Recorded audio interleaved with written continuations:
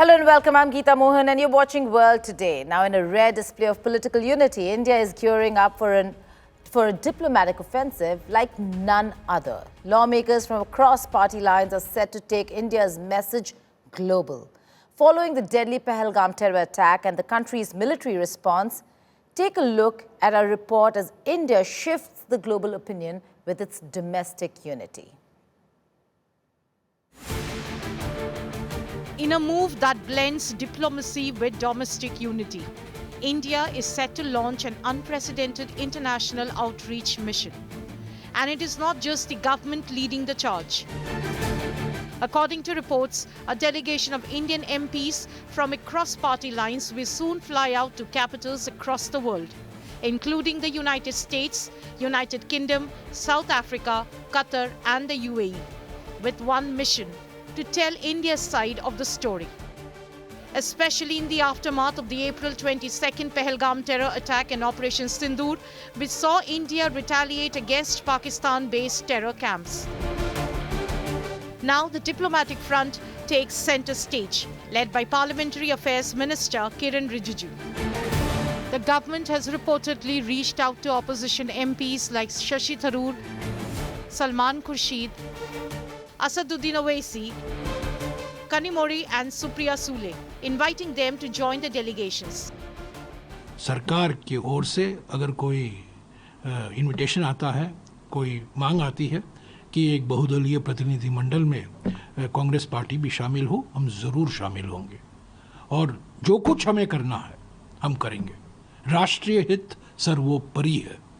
हाँ, reach out किया गया है। संसदीय मंत्री कार्य मंत्री किरण रिजिजू ने कांग्रेस अध्यक्ष से बात की है। अभी देखिए कांग्रेस पार्टी किसको नियुक्त करेगी, वो कांग्रेस अध्यक्ष उसको तय करेंगे। हमारे कांग्रेस संसदीय दल के नेता सोनिया जी भी हैं। Each team will comprise 5 to 6 senior MPs drawing from parliamentary standing committees tasked with explaining India's stance to global leaders.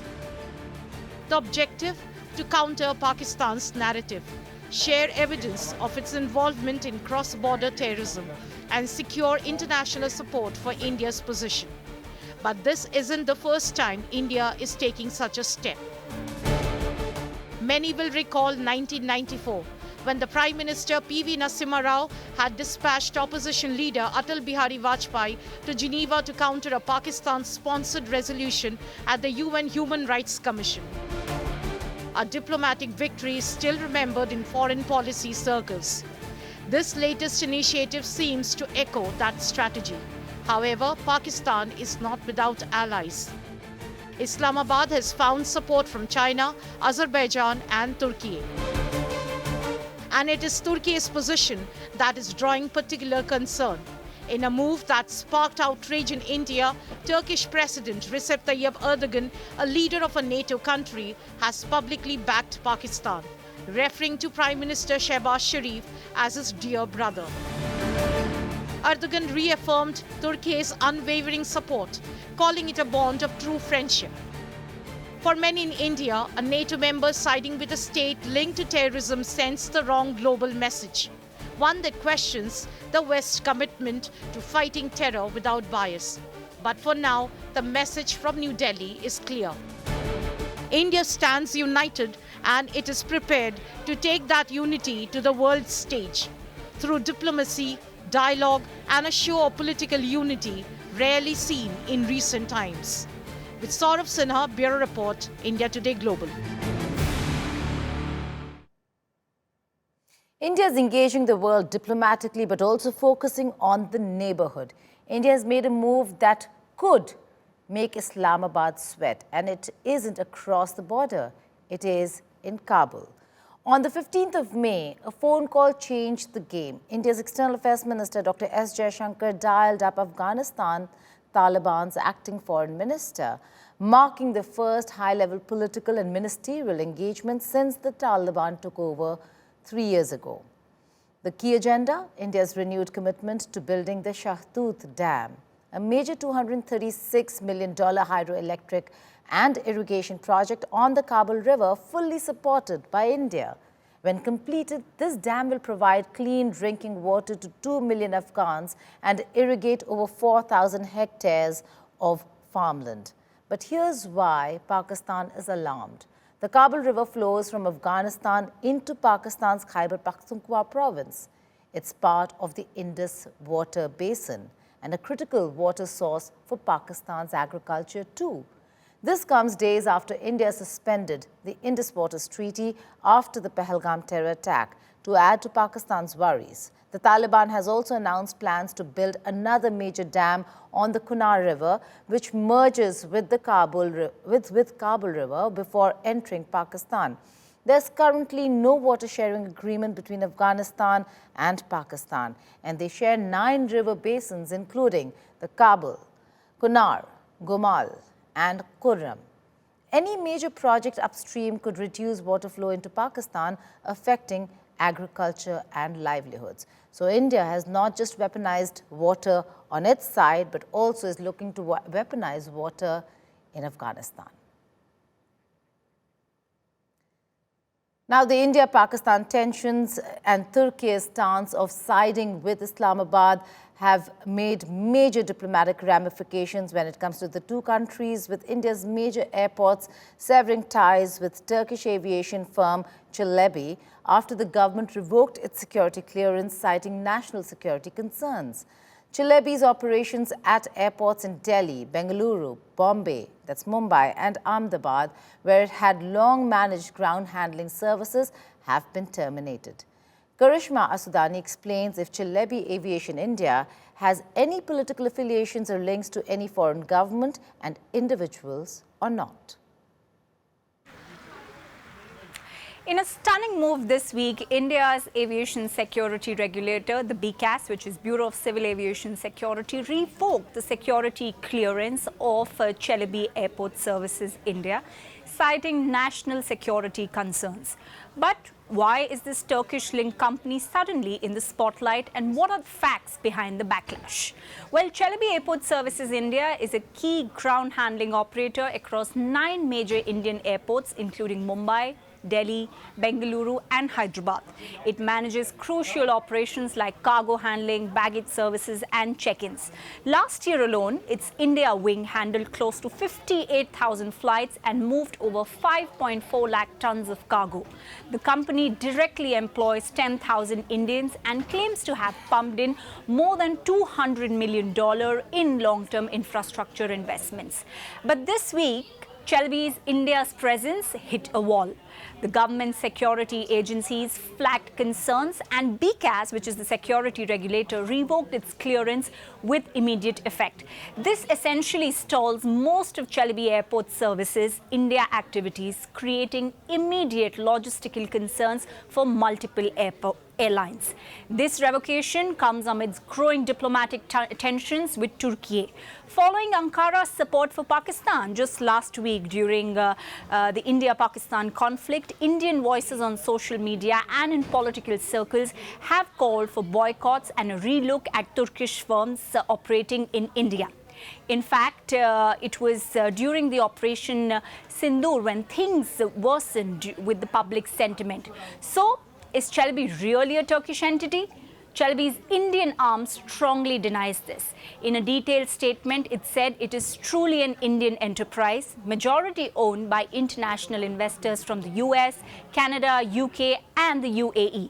It rejected online rumors linking it to Sumay Erdogan, granddaughter of current Turkish president, calling them factually incorrect. The company said no political figures hold any stake. In fact, only just 2 individuals from the founding Çelebi family retain minority stakes. The company stressed its record of regulatory compliance, transparency with the government and the Indian management. It also pointed out that its facilities are audited regularly by the Indian Aviation and Securities. But the key question remains, in times of heightened geopolitical tension, can a company with even partial Turkish links be trusted with sensitive airport operations? For now, India's aviation ministry is siding with caution. Meanwhile, operations at airports must adapt quickly. Airlines who were using this will now have to coordinate with alternatives like AI Airport Services, Air India SATS, or even the Bird Group. Now, Ukraine and Russia met for the first time in Istanbul since Russia's invasion of Ukraine in 2022. After much dilly-dallying and a highly anticipated meet that never took place between Ukrainian President Volodymyr Zelensky and Russian President Vladimir Putin, U.S. Secretary of State Marco Rubio said he did not have high expectations from the peace talks, and that only a meeting between President Trump and President Putin can make things really progress further.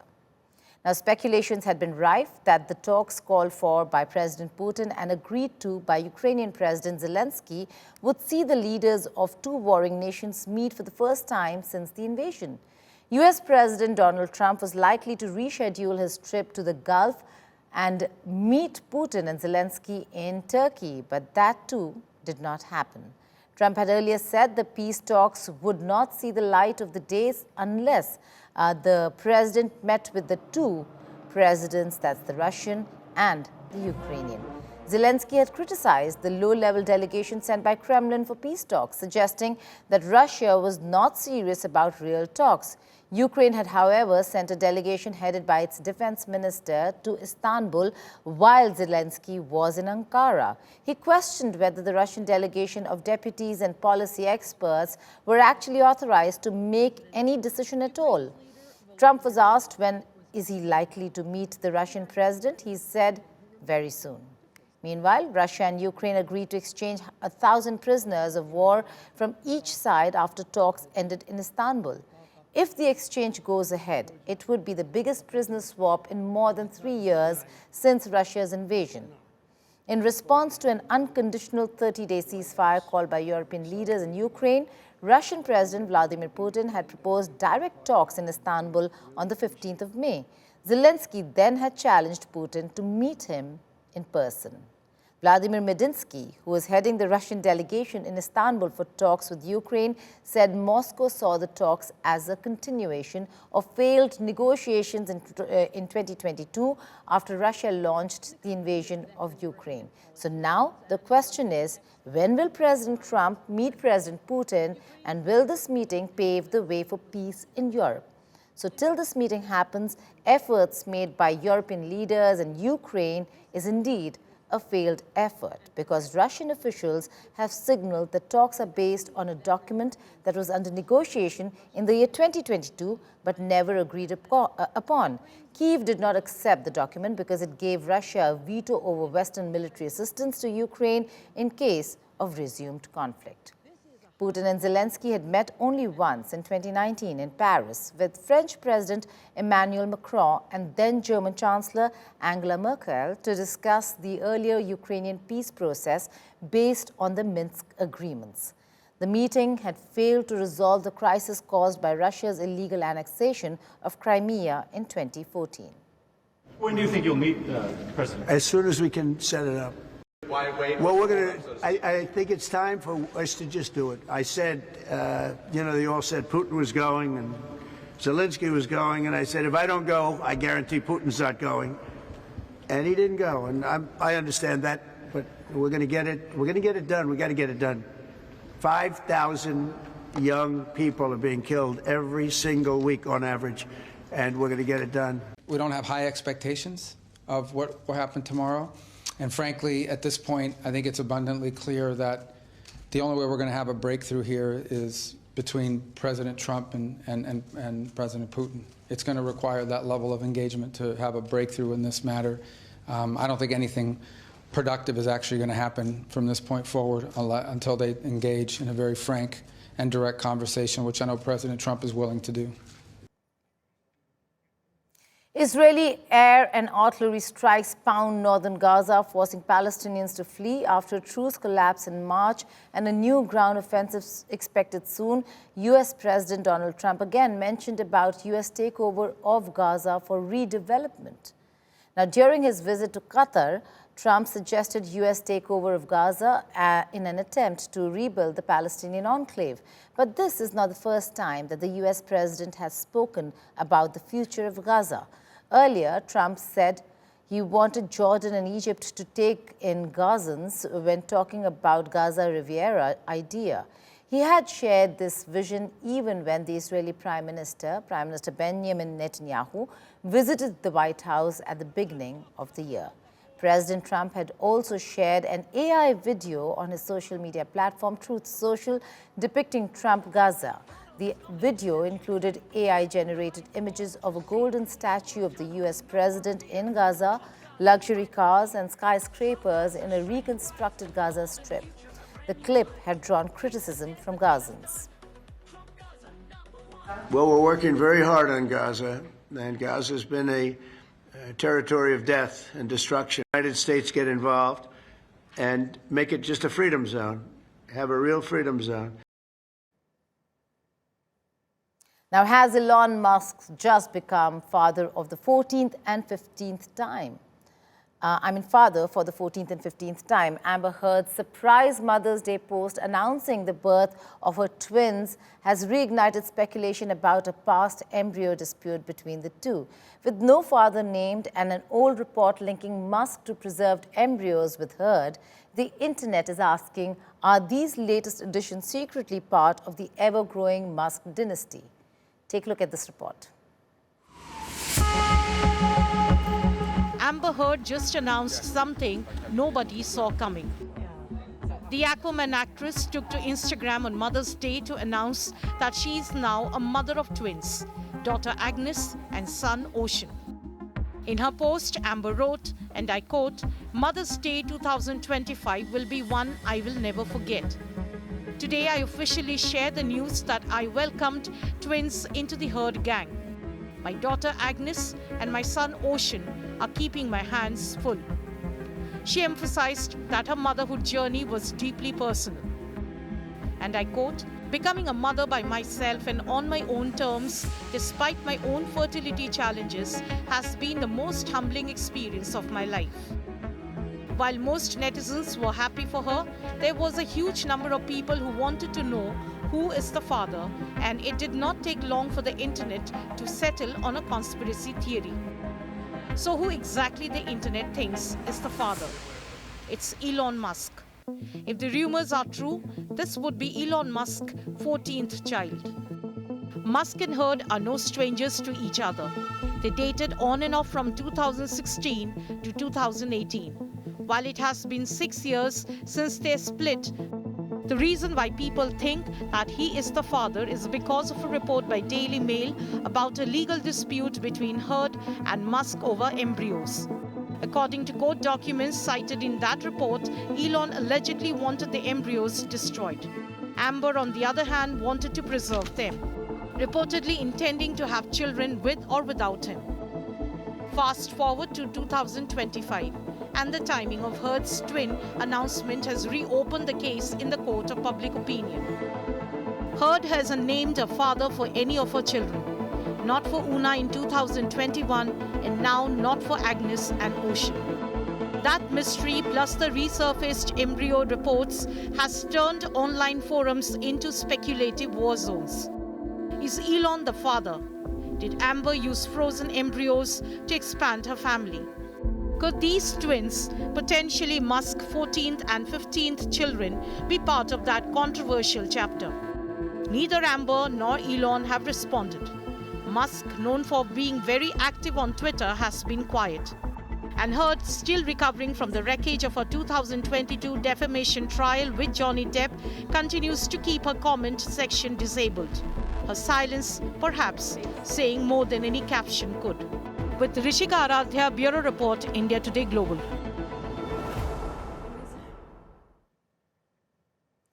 Well, this past week, President Trump was on a whirlwind trip, and surely he made a lot of news. Let's take a look at the segment Viral POTUS, where we talk about how some of his clips, some of his videos, some of his statements made news and went viral. In a viral moment during his visit to Saudi Arabia, US President Donald Trump was seen saluting a seemingly endless line of government officials and military members. The sheer number of people involved in the greeting led to wild scenes and widespread reactions across social media, with many commenting on the scale of the salute.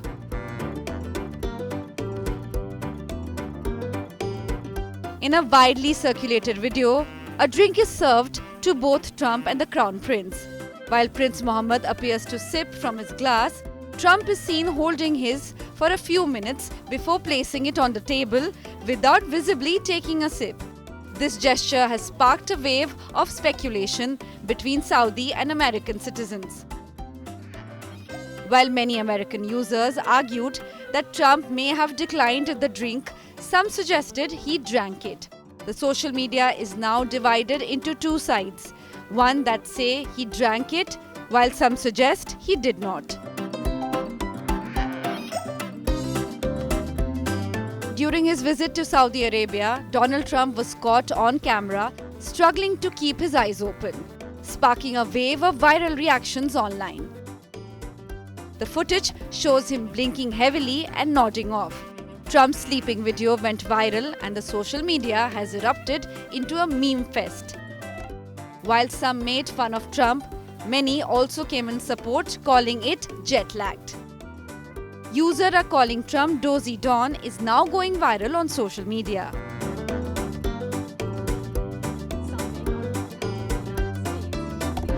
During a high-profile signing ceremony in Riyadh, President Trump appeared visibly confused, walking in the wrong direction before Crown Prince Mohammed bin Salman guided him back to his seat. The moment, caught on camera, quickly went viral with social media users comparing it to gaffes made by former President Joe Biden. Well, I'm very close to India and I'm very close to Pakistan, as you know. They've had that fight for 1,000 years in Kashmir. In a viral moment, Trump said that he would like to work with India and Pakistan to see if, after 1,000 years, a solution can be arrived at concerning Kashmir. The statement about the 1,000-year Kashmir issue quickly went viral, catching the attention of the internet and prompting netizens to give him a history lesson.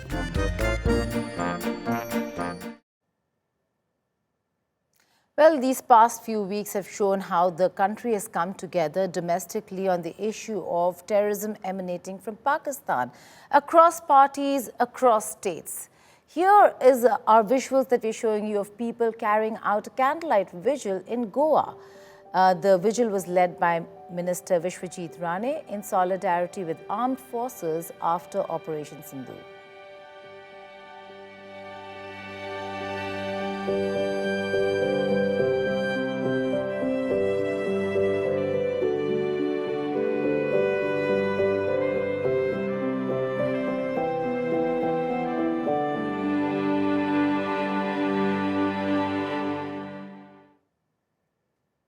That's all in this edition of World Today. But before I go, I'll leave you with these visuals from the UAE trip where President Trump was received with a very, very unique welcome. Trump was greeted with a traditional Al-Ayala performance, a cultural art form from the Sultanate of Oman and the UAE, which involves women tossing their hair from side to side in sync with drums and chants. Take a look. Goodbye and take care.